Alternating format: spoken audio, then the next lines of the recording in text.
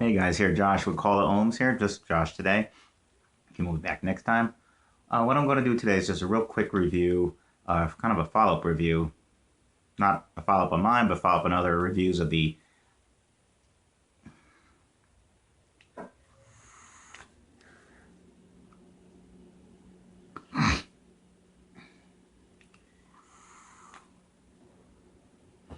Hey guys, here Josh.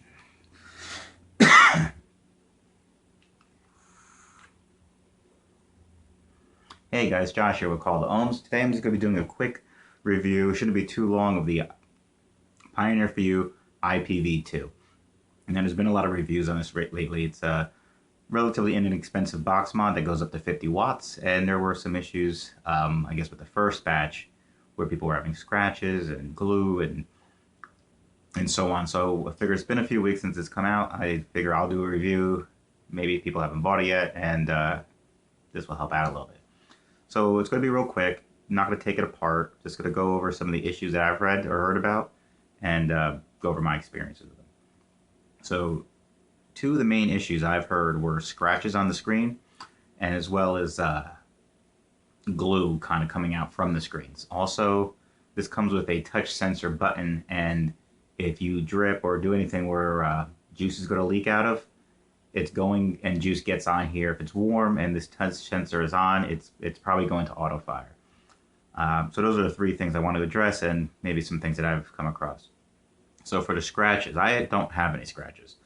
However, one thing I've noticed, and I'm not sure if this is something that was taken into account with some of those videos, were that the touch sensor, the logo, and the actual screen here, they all come with a little thin film of plastic over them, like you'd see on a cell phone when you first buy it. Those are kind of scratched up, but once you peel that off, it's fine. So the thing is, it's really hard to see the plastic on here. It's very much the same size as the screens, and quite frankly, I've only gotten 2 out of 3 off. I've gotten this one off, and I've gotten the screen off, but I left it on the touch sensor. I don't use it very often, and I figure it'll come off on its own, or one day it'll bother me. But if you didn't notice I was on there, you definitely would look like there's scratches. And who knows, there could have been scratches on the actual devices too. No glue whatsoever on mine. There is I figure that's pretty straightforward. If you see glue, you see glue, but I haven't noticed anything. So far, the actual construction itself seems to be pretty clean. As far as the touch sensor, I haven't had it auto fire yet, but I don't drip too much. I haven't had any leakage on there. I don't use it for 2 reasons. One is, and this is what I've seen a lot of people feel that's gimmicky. It is. It does work pretty well though. So let me turn it on. Turn it on, you hit your power button and the plus button here. That will turn it on. And it is pretty responsive. It seems to fire just as fast as this button will. No real lag. Besides the fact it's a little gimmicky, I don't care for the placement right here. I have to, my hands aren't all that big. They're kind of round. They're not so much long. So, you know, I'll generally hold it like this, and I can't quite reach. If I shimmy up a little bit, I can reach. But the feel, I didn't fire there.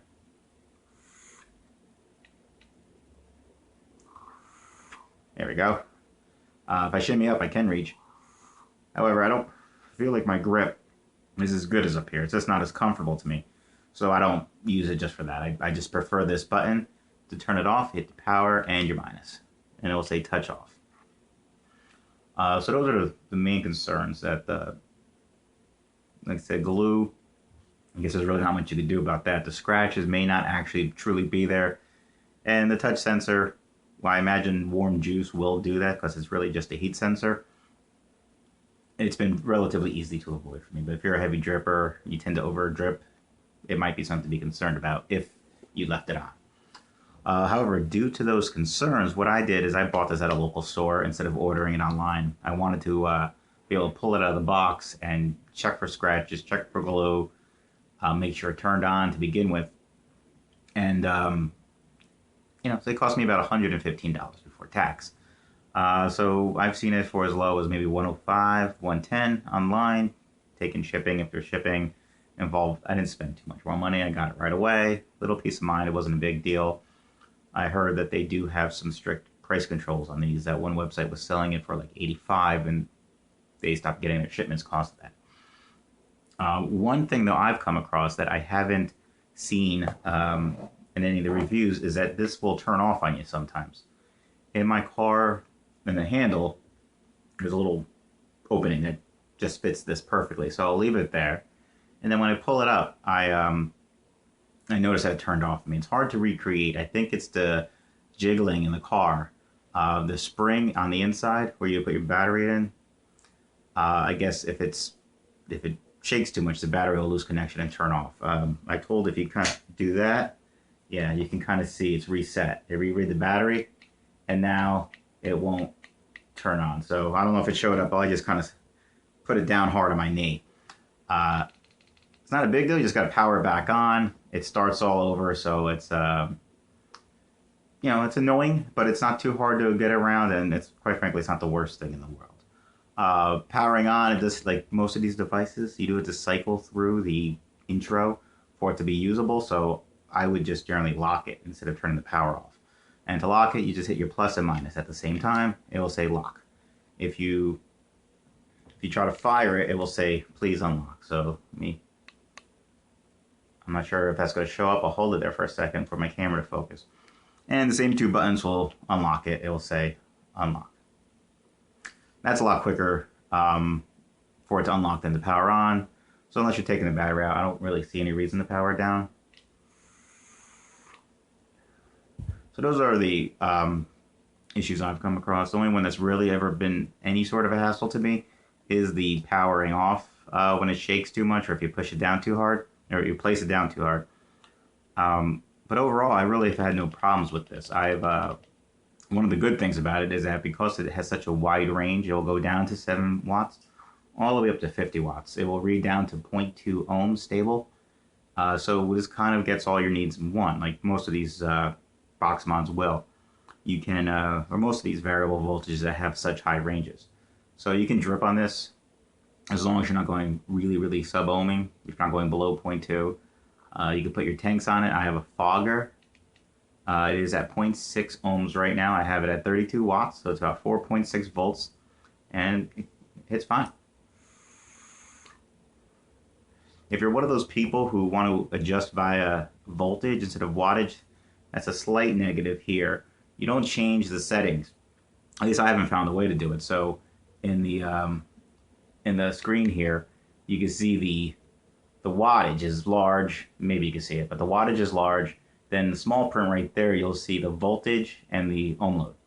If you adjust this, you'll adjust the wattage, and you will see that the voltage will occasionally go up or down based on what your wattage is. So if you want to lead with the voltage, it can be a little bit of a hassle. Also, one other thing about this that's also a slight negative is that it doesn't reread your ohm load until you fire it. So you can, for example, this is 0.6 ohms. If I were to take this off and I put my K-fun on, which is probably around 1.4 ohms, right now, it's going to still read 0.6 watts. So if you went to adjust it, and you should adjust it because 32 watts, or at least for me, it's way too high for a K-fun. And if you fired it, it's not going to taste good. So you put it down. I usually use around between 15 and 16. So right now it says 15 and a half, and the voltage is actually inaccurate because it's going off of the old ohm load from the fogger. It's 3.2 volts, which is not accurate. If I fire it, it now reads, okay, it's 1.2 ohms. So now the voltage is 4.3. Which is what it was the whole time. You didn't know that. So if you do adjust for your voltage, it's kind of a pain in the neck. Once you kind of get everything down, you know where to go. It's not that big of a deal to me as long as you are primarily using wattage.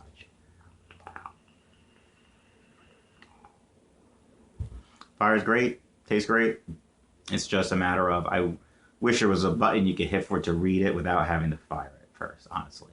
If you locked it and unlocked it, if that did it, anything like that would be preferable to me. But it does work great with all my tanks. Saw the fogger. This is the cave fun. I'm going to put on my Nautilus, which is currently on a Vamo, but the Vamo being just basically like this with less range, it's not that big of a deal, right? So I'm going to leave this on. Let me turn it down to 14 watts. And it's still reading 1.2, so it says 4.2 volts, which is not correct. Okay, so this is a 1.8 ohms, which is now 5.1 volts.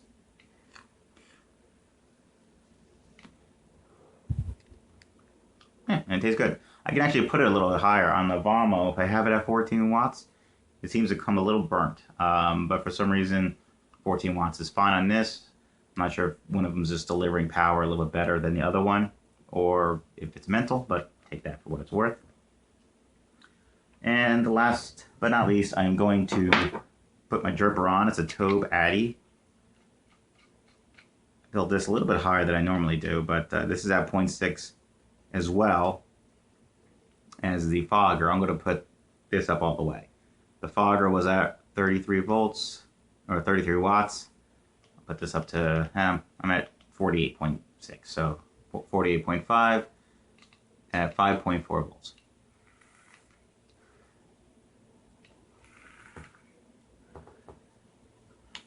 It's not quite dry yet, but I'm just going to redip because I get paranoid.